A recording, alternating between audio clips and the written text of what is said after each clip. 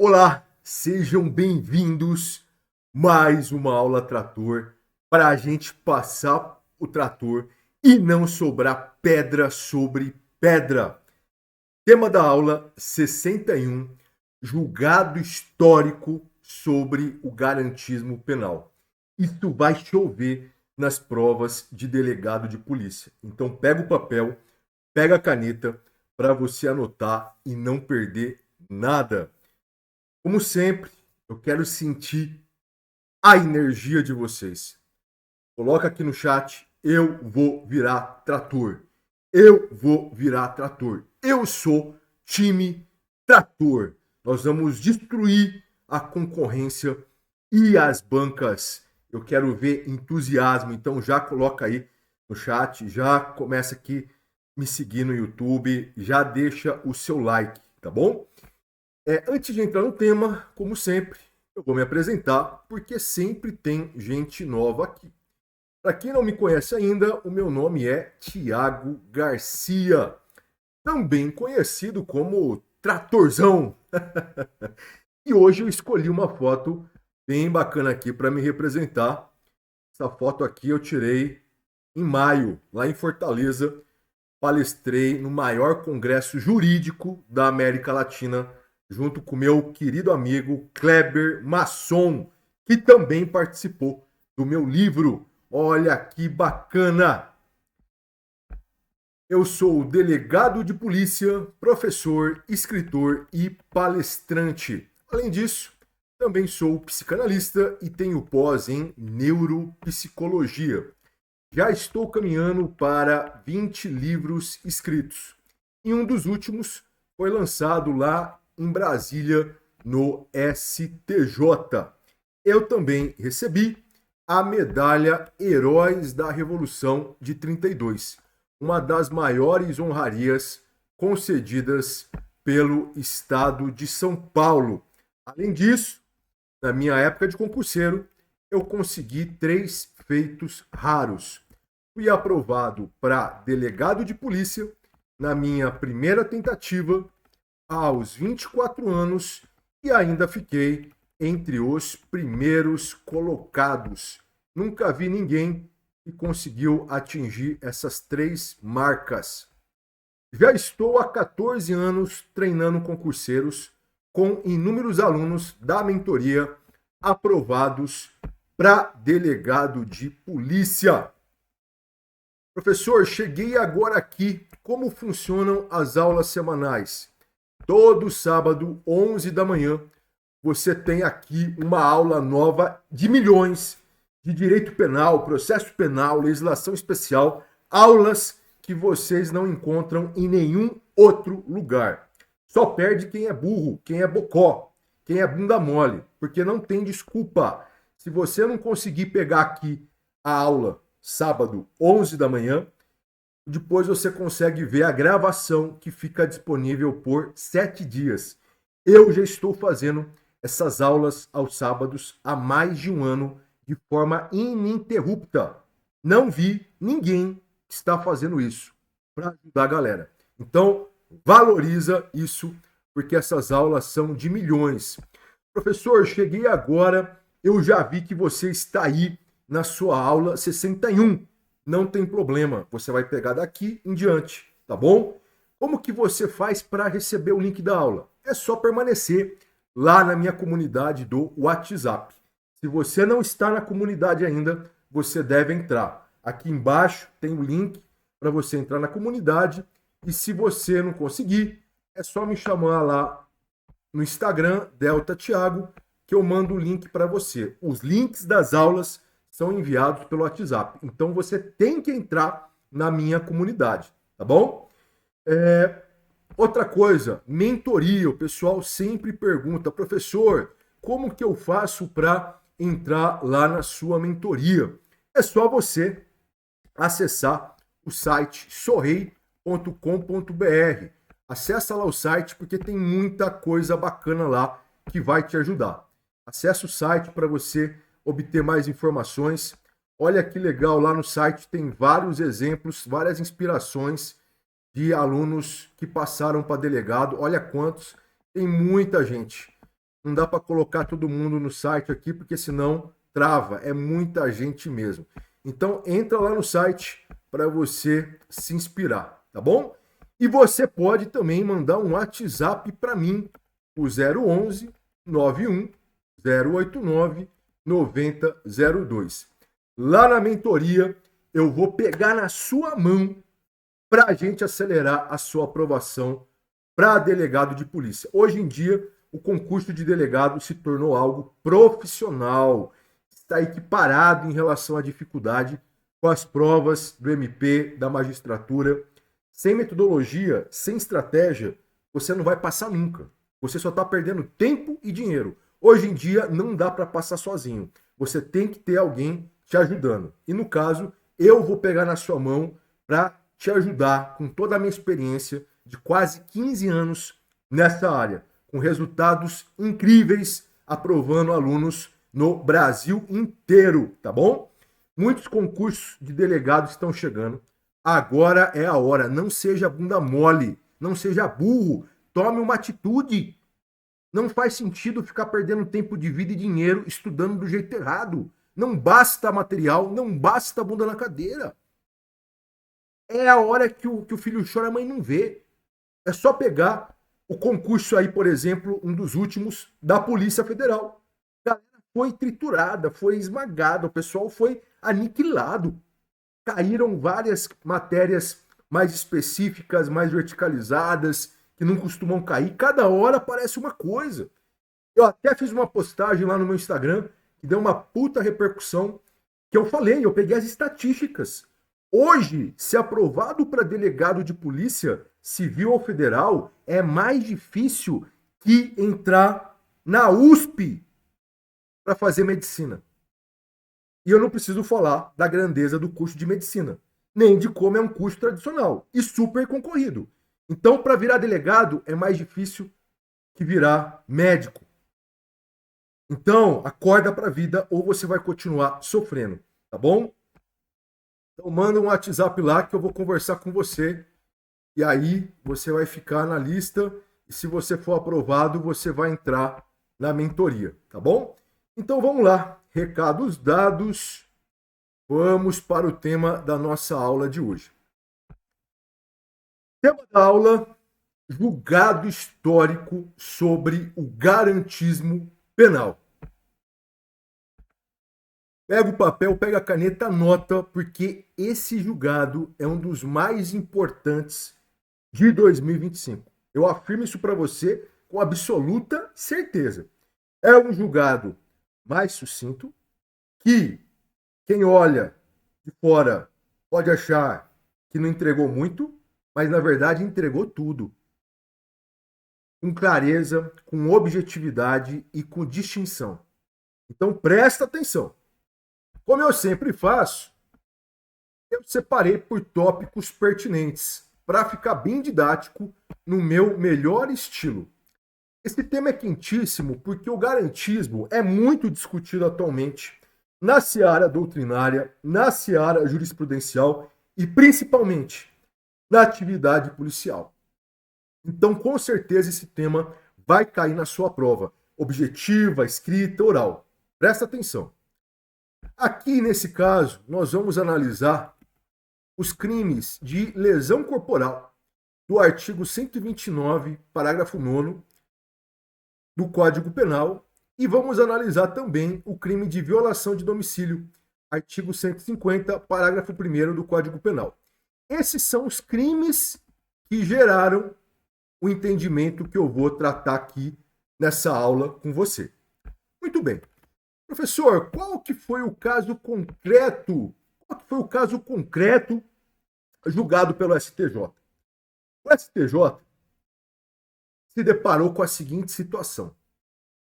O sujeito, inconformado com a sua situação amorosa, em razão de briga com a companheira, em razão de ter visto ela conversando com um outro agente, foi mais ou menos assim, ele violou o domicílio, entrou na casa dela contra a sua vontade e, além disso, ainda agrediu fisicamente a mulher, a vítima. Esse foi o caso concreto que chegou no STJ em síntese. Qual foi a alegação da defesa? A defesa disse o seguinte: nesse contexto, segundo a defesa, houve ali uma fusão, porque ele só invadiu o domicílio porque ele queria agredir a vítima. Então a defesa falou, tá tudo misturado. Ele só invadiu o domicílio porque ele queria agredir a vítima. Então a invasão do domicílio foi um meio necessário para a agressão física. Logo, segundo a tese da defesa, o agente não poderia ter sido condenado pelos dois crimes, por lesão corporal e violação ao domicílio. Segundo a defesa, ele não deveria responder por violação de domicílio, porque a violação de domicílio foi um meio necessário para a prática da lesão corporal. Tese da defesa. Muito bem. Aqui a gente tem que lembrar do princípio da consunção. O que o princípio da consunção diz? Em resumo, o princípio da consunção, ele abrange várias hipóteses, várias situações.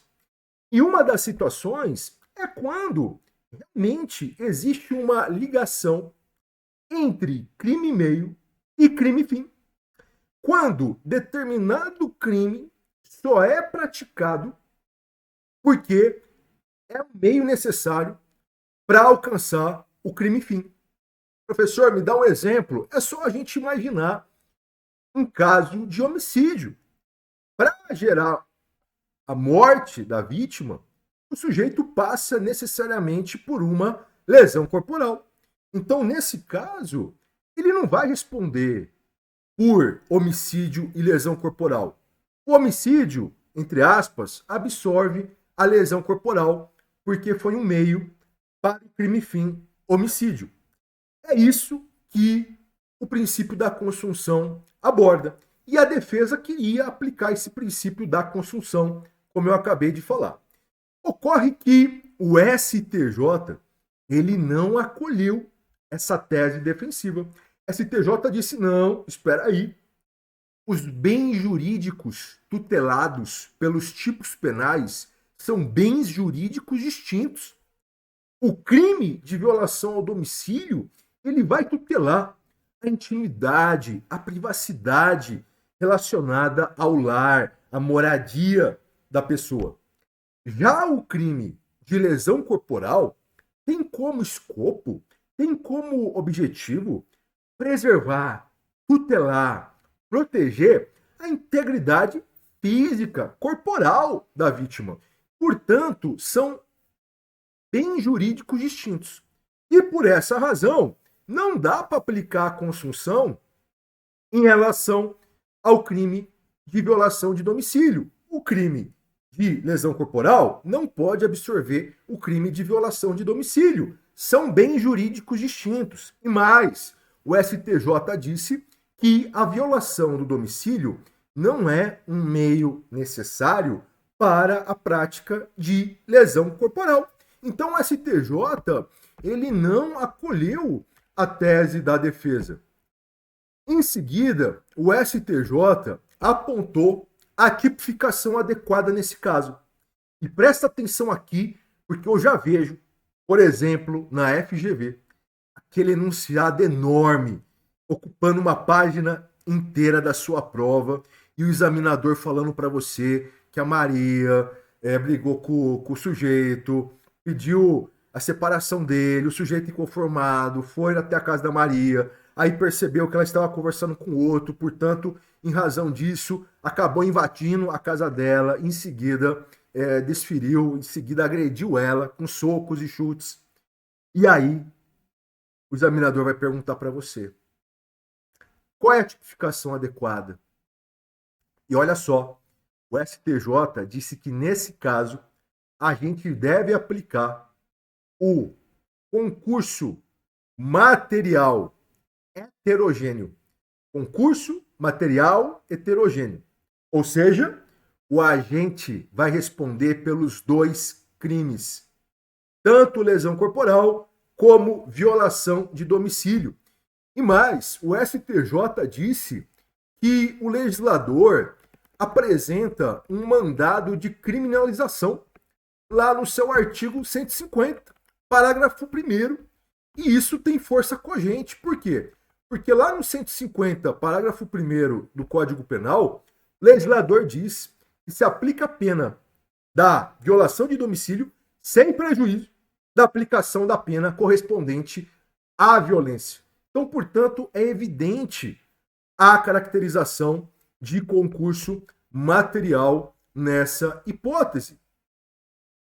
É interessante observar ainda que o STJ ele cita a Lei Maria da Penha, notadamente os artigos 5º e 7º da Lei Maria da Penha, para afirmar que a Lei Maria da Penha ela trouxe um próprio sistema protetivo para combater a violência doméstica e familiar contra a mulher. É um microsistema que possui várias disposições e vários princípios. Então, por essa razão também, não faz sentido acolher a aplicação do princípio da consunção nesse caso, porque isso enfraqueceria a Lei Maria da Penha e o seu sistema normativo. Outro ponto importante que esse julgado traz, esse julgado, ele também aborda, ainda que de forma sucinta, a questão da eficácia diagonal dos direitos fundamentais. O que é eficácia diagonal dos direitos fundamentais? Você vai lembrar que existe lá no direito constitucional a eficácia vertical, que é a eficácia dos direitos fundamentais da pessoa contra o Estado, porque é uma relação totalmente desproporcional. O Estado está acima da pessoa e ele tem que respeitar os direitos fundamentais. Eficácia vertical.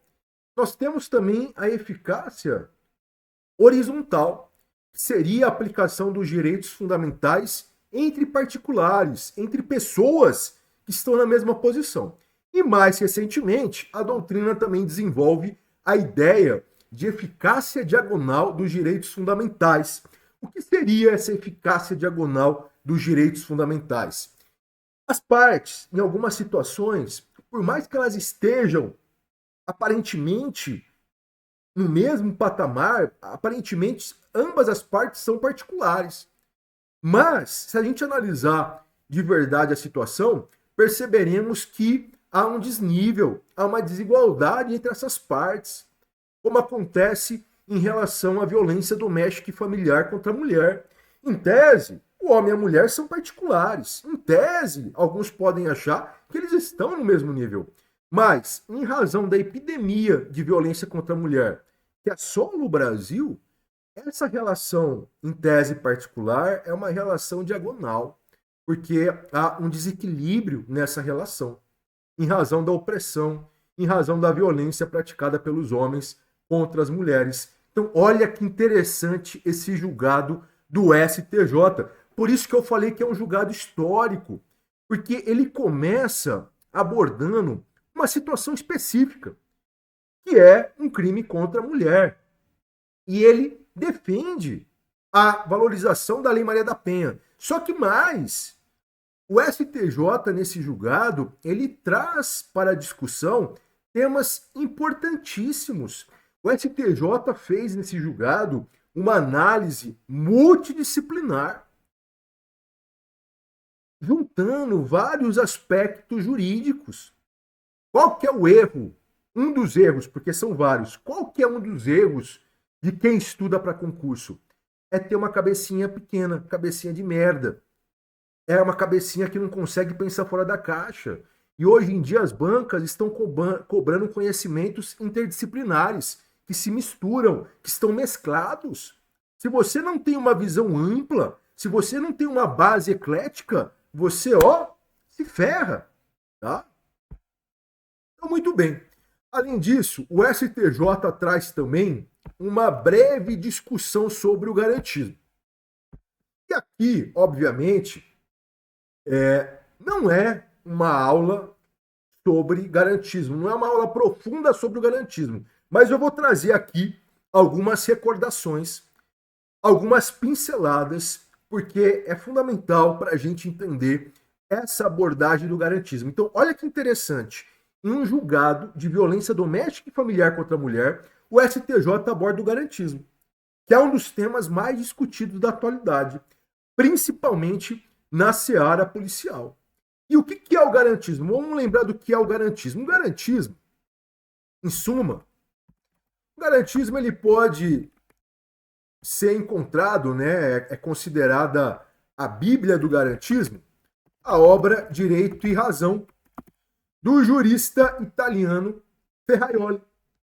Nessa obra, que é considerada a Bíblia do garantismo, esse jurista italiano, ele traz vários axiomas que são essenciais para a manutenção do Estado democrático de direito, como, por exemplo, os princípios da legalidade, como o princípio da lesividade, entre outros.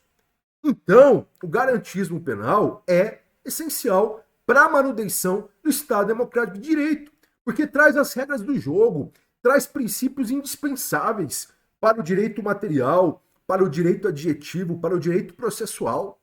Então, o garantismo deve ser estudado e aplicado por todos. Agora, qual é o problema? O problema, segundo a doutrina vem abordando, e eu concordo, até abordo isso também no meu livro, na minha Bíblia, no meu Tratado de Investigação Criminal. Esse livro virou meu best-seller, tem 1000 páginas, os maiores juristas participaram desse livro, escreveram um prefácio falando de mim, o Rogério Greco, o Kleber Masson, Pedro Lenza, Norberto Avena, o Márcio do Dizer o Direito, entre outros, desembargador federal, só gente da melhor espécie. E aí, nesse livro que eu tenho, eu também abordo o garantismo penal. E aí, o que acontece? Começaram a surgir discussões sobre o garantismo, porque se fala muito em garantismo integral, que é o oposto do garantismo hiperbólico monocular. O que seria esse garantismo hiperbólico monocular?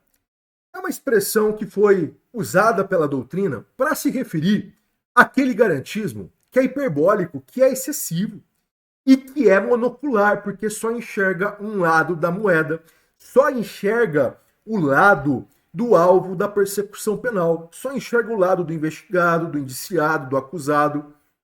Então, a doutrina começou a usar esse termo, garantismo hiperbólico monocular. Então, esse termo diz respeito a essa situação. É um garantismo excessivo que só enxerga o lado da moeda, só enxerga o lado do alvo da persecução penal, só enxerga o lado do imputado, não enxerga o lado da sociedade, não enxerga o lado da coletividade, não enxerga o lado da vítima, da família da vítima. Então, a doutrina vem batendo muito nessa tecla. O garantismo, ele deve ser integral. Ele deve, sim, proteger os alvos da persecução penal contra o Estado, sem dúvida. Os alvos devem ter garantias. Mas o Estado precisa também fornecer meios eficazes para a proteção da coletividade, para a proteção da sociedade, para a proteção das vítimas, das suas famílias. Isso é um garantismo integral, que protege todos, que observa os dois lados da moeda e não apenas um. E aí, nessa discussão sobre o garantismo, entra em cena também o princípio da proporcionalidade, que é um dos maiores princípios da nossa ordem jurídica. O princípio da proporcionalidade pode ser visto como uma viga mestra, e ele irradia efeitos para várias searas do direito. Direito constitucional, administrativo, penal, processo penal. É um dos princípios que é considerado um super princípio, por exemplo, juntamente com o princípio da dignidade da pessoa humana, em razão da sua força, em razão da sua aplicação em múltiplas situações. E o princípio da proporcionalidade, ele vem sendo analisado em conjunto com o garantismo, porque eles têm uma ligação inegável. Eles estão ligados. E aí a doutrina vem dizendo que existe o garantismo positivo e o garantismo negativo. Garantismo positivo, também entendido como princípio da proibição de excesso. E o garantismo, ou melhor, aqui, ó. Deixa eu inverter, ficar melhor, ó. Pronto. Garantismo negativo, conhecido como o princípio da proibição de excesso. E garantismo positivo, conhecido como o princípio da proibição de proteção insuficiente. Então, o que dizem esses princípios que vêm sendo citados aí pela doutrina, pela jurisprudência? Esses princípios abordam exatamente as faces do garantismo. Por quê? Porque as duas faces devem ser observadas, tanto a positiva como a negativa. Porque só assim a gente vai ter um garantismo integral. Então, o garantismo positivo diz o seguinte: Estado, você tem que fornecer meios eficazes para a tutela dos direitos das pessoas, das vítimas, da coletividade. Você tem que tutelar a segurança pública. É dever seu, Estado. Você deve impedir que terceiros violem os direitos individuais, os direitos coletivos. Então, o garantismo positivo, sob a ótica da proporcionalidade, é a face do garantismo que vai tutelar a coletividade. Já o garantismo negativo, como princípio da proibição de excesso, ele diz o seguinte: Estado, você não pode atuar com excesso contra o alvo da persecução penal, contra o investigado, contra o acusado. Você deve observar limites, Estado. Então, perceba que o garantismo negativo está ligado a quem? Ao imputado, ao investigado, ao alvo da persecução penal, tá bom? Então, é interessante porque o julgado do STJ fala exatamente isso. Fala que o garantismo não pode ser hiperbólico monocular. Não pode ser. Então, esse julgado combate o garantismo hiperbólico monocular, dizendo que o garantismo deve ser integral.